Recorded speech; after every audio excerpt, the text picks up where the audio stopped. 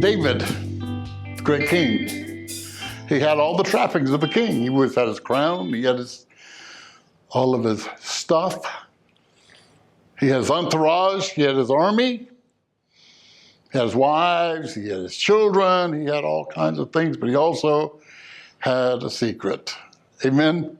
Amen. And the higher up the totem pole you go, the easier it is to cover your tracks, generally. And that's exactly what David did. But God loved him and us too much to allow our sleep to go unchallenged. Too much to allow us, because have you noticed what happens with sin when you don't deal with it? If you get a little bit of time, it feels like it's not that bad.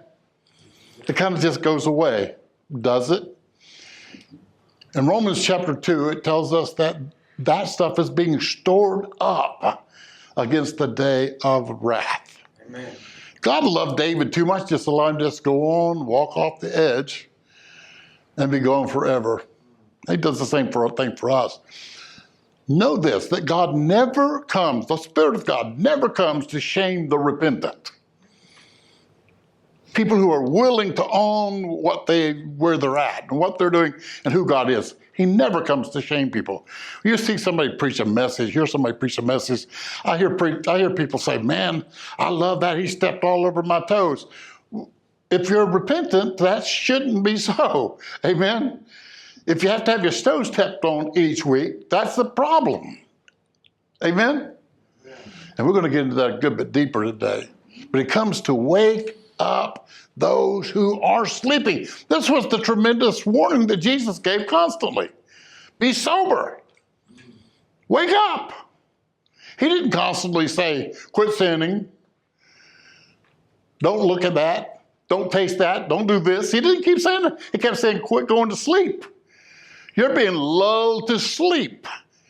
And sin is a anesthetizer.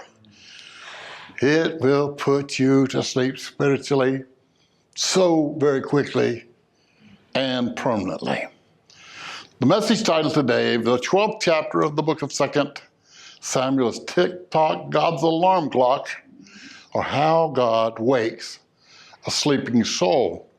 In 2 Samuel 12 reveals a five-alarm process that God uses to wake us up when we start falling asleep.